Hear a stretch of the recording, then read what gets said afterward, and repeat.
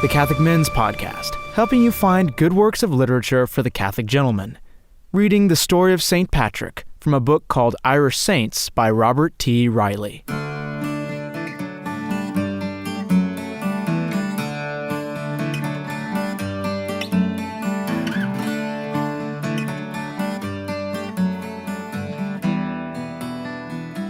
At the beginning of the 5th century, the hopes for Christianity in Ireland rested upon the slim shoulders of a 16-year-old slave. His name was Succat, and for 6 years he tended the herds of Milcho on the barren slopes of Slemish Mountain in Antrim. Across the North Channel, the boy could discern the cliffs of distant Scotland. It was then that the memory of the pirate raid would rise fresh within him. He had been amusing himself at his father's country villa in Wales, enjoying the harmless, idle existence of a magistrate's son. His father, Calpurnius, was a Roman decurion, and the family was Christian. In those years, the barbarian hordes were pressing towards Rome, and soon the outlying provinces would be abandoned. Now, however, life was easy and pleasant for Succat. All of that changed when Niall of the 9 hostages, Ard Righ, High King of Ireland, swept up from the sea with his warriors. The villa was despoiled, and Succat captured. This boy, later to be known as Patrick, Apostle to Ireland, was purchased by Milcho, a local chieftain in northeast Ireland, and sent to herd sheep and swine on Slemish. He climbed the bare basalt heights in crude leather sandals laced with thongs. A sheepskin tunic fell to his knees, and his head was clean-shaven as a mark of servitude. His cruel master beat and cursed him and fed him with the animals. Even the elements tormented him as snow and hail and rain and wind cut through his ragged garments. Yet he survived, and he found on Slemish, in suffering and solitude, the God undiscovered in his former luxury. He learned to pray, and he learned that the fear of the Lord is the beginning of wisdom. In his loneliness, he pledged his life to the service of his Creator. One night, his eyes weary from the watch and his nostrils full of the sea's luring scent, Patrick dozed upon the hillside, and a voice came to him in a dream saying, "You have fasted well, and soon will you go to your own country." Encouraged, the young man, for he was now 22, persevered. He was rewarded a short time later when the same voice directed him to leave. "Behold," it advised him, "your ship is ready." Trusting the vision, Patrick set out on a 200-mile journey down the alien coast, arriving exhausted but unmolested at a seaport where a large vessel awaited the tide. Its cargo was wolfhounds, bred in Ireland for the continent's noblemen. The crew was as savage as the hounds. Patrick begged for passage, but the rough captain surveyed the ragged, penniless runaway and declared, "You shall by no means come with us." Turning his back on freedom, Patrick plodded inland. Was it to end like this? Had the vision mocked him? One of the sailors called to him. "Come quickly," he ordered. "We'll take you on good faith. You can pay us when you're able." And so Patrick embarked upon a new slavery as a Christian among pagans. After 3 days they landed somewhere in Britain, but found only desolation. During a month's journey they saw no other living person. Hunger stalked them, threatening the enterprise and their very lives. The merchant captain taunted Patrick. "Christian, do you not say that your God is great and all-powerful? Why then can you not pray for us, since we're in danger of starving?" "Nothing is impossible to God," replied Patrick. "He possesses everything in abundance."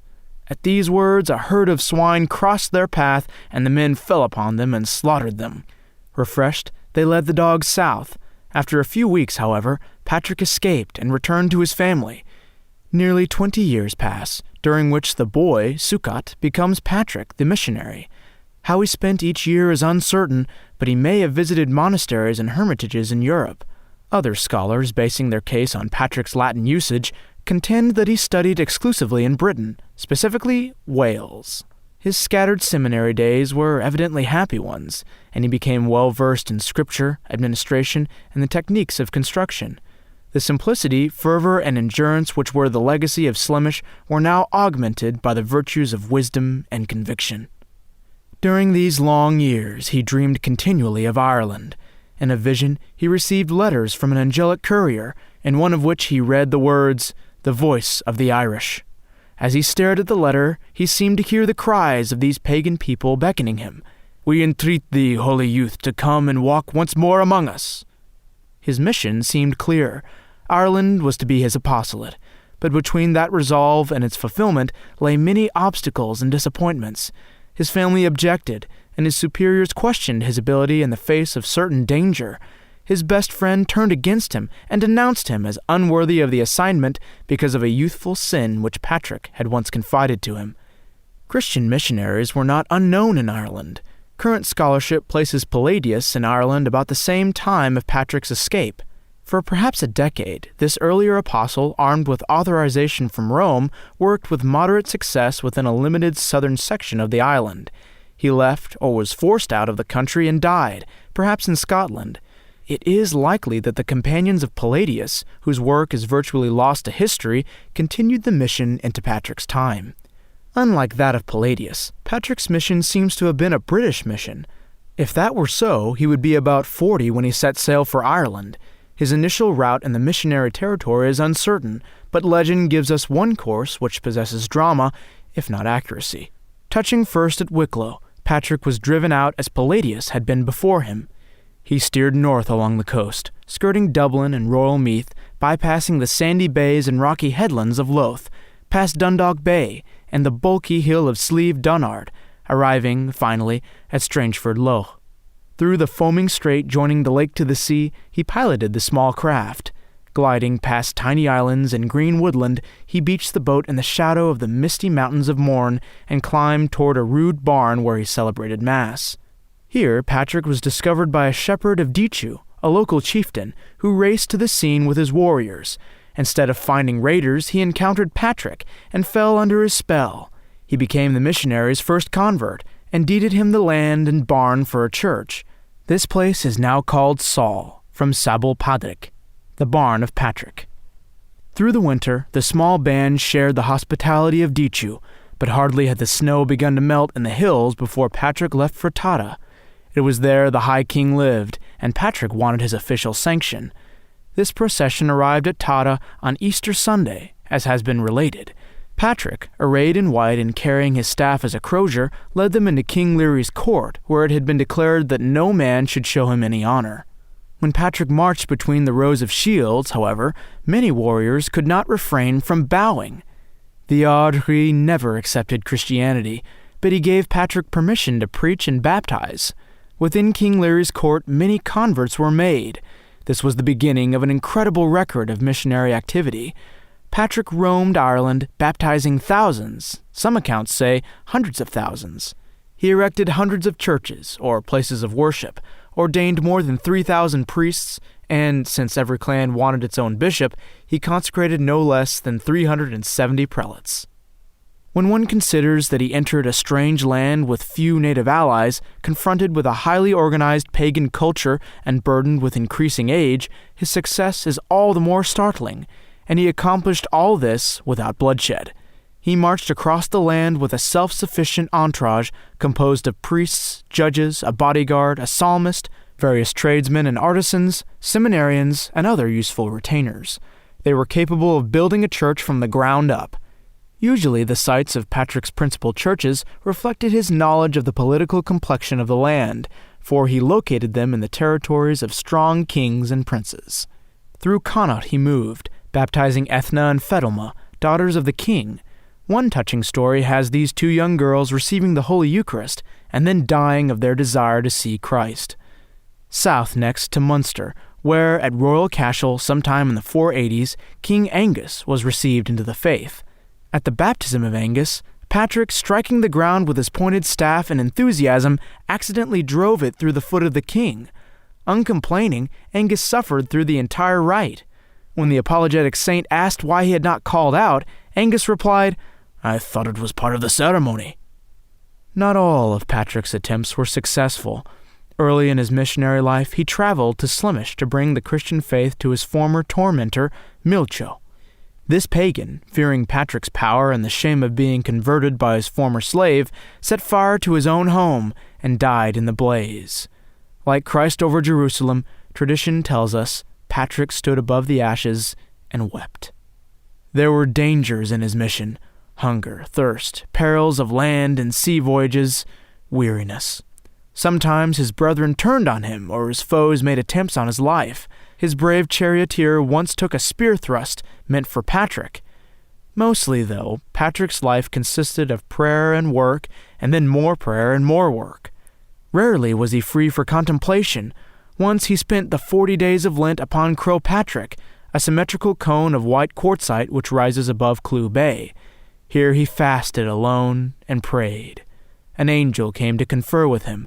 From this heavenly messenger, Patrick extracted, it is said, promises that the Irish would hold fast to the faith until the end of time, that a tidal wave would inundate the island 7 years before the Last Judgment, thus sparing his people the frightful spectacle, that no enemy would ever hold Ireland by force or consent while Patrick was in heaven, and that every Irishman doing penance, even in the last hour, would not be doomed to hell on the last day. On one point, it is said, the angel demurred. The saint requested that, on the day of doom, I myself shall be the judge of the men of Erin. When the angel rendered the opinion that this promise could not be had from God, Patrick threatened to remain on the mountain until his wish was granted. After a hurried round trip to heaven, the story goes, the angel returned and explained that, after a long discussion in which Patrick was praised for every virtue except his obstinacy, God had finally acceded to his request. All the men of Erin, living or dead, announced the angel, shall be blessed and consecrated to God through thee. To this day, Croagh Patrick remains a place of special pilgrimage among the many sites connected with the missionary saint. Toward the end of his life, Patrick established himself at Armagh, 2 miles from the legendary fortress of Emain Macha. His cathedral was of stone and much larger than the small basilicas which served him elsewhere. A school and a monastery followed, and other schools grew up around the site. Within 2 centuries it became one of the great universities of the civilized world. Some of Patrick's personal writings have come down to us, and other canons, proverbs, and poems are ascribed to his pen. In the famed Epistle to Coroticus, we see a saint inflamed with righteous anger. This scorching letter was directed against a British prince who had raided Ireland and carried off some of Patrick's converts as slaves. "Is it a crime to be born in Ireland?" wrote Patrick. "Have we not the same God as you?" He denounces the raiders as rebels against Christ, and asks, "What manner of hope in God have you, or any who cooperate with you? God will judge." More famous, of course, is St. Patrick's autobiographical work, The Confession. Written to defend himself against some unfair criticism, it contains a digest of his early life and trials, the record of his mission in Ireland, a sampling of his prayers and philosophy. Throughout, his character stands forth, beginning with these humble opening lines. "I, Patrick, a sinner, the most rustic and the least of all the faithful, and in the estimation of many, deemed contemptible." And concluding, "But I pray for those who believe and fear God, whosoever will have deigned to look upon this writing, which Patrick, the sinner and unlearned, no doubt, wrote in Ireland, that no one shall ever say it was my ignorance, through which I have done God's will, but think, and let it be most firmly believed, that it was the gift of God, and this is my confession before I die." Death was not far away for Patrick. His last years were spent as his early years, building, baptizing, and ordaining. The responsibility for the Irish mission demanded most of his energy. He must have traveled less, headquartering principally at Armagh. It was here he wished to die. God's plans, however, were different. One of his chroniclers tells us that Patrick, having a premonition of his death, was hastening back to Armagh from a tour through the province when an angel halted him and told him to return to Saul, where he had built his first church and made his first converts. Sadly but obediently, he turned back to the shores of Strangeford Lough, and there he died on March 17th, 493.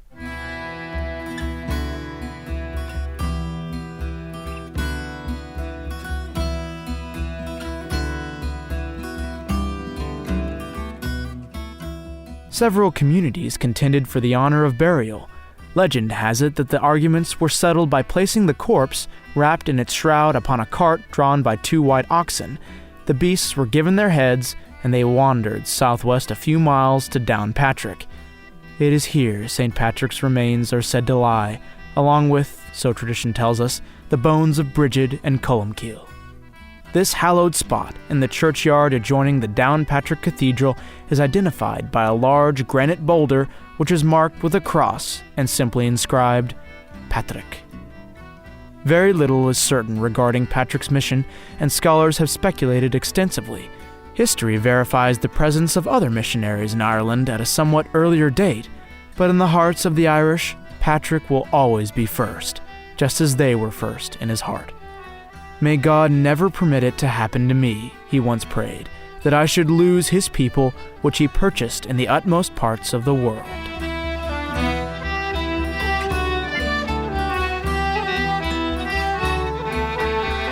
It's really hard to find a concise, interesting account of St. Patrick's life, and on the whole, this fella Robert T. Riley does a pretty good job. His only problem, which I left out, is that he takes a jab at the belief that St. Patrick expelled the snakes from Ireland. What? I mean, that's like saying St. George never killed the dragon, or St. Sebastian never got shot with arrows. You just don't do that. People have believed for years that St. Patrick expelled the snakes from Ireland. I mean, it's even on the cover of this guy's book. It's disparaging a beautiful belief that even though, by some absurdity, let's say it's not true, it conveys the power of St. Patrick's apostolate. I wouldn't take anything away from him. He was a tower of a man. But other than that, good job on the whole. Special thanks to a band called Poutine for letting me use their music. I'll be putting a link to them in the show notes. I have a bunch of episodes lined up for y'all next that I know you'll enjoy, so stay posted. And to one and all, happy St. Patrick's Day.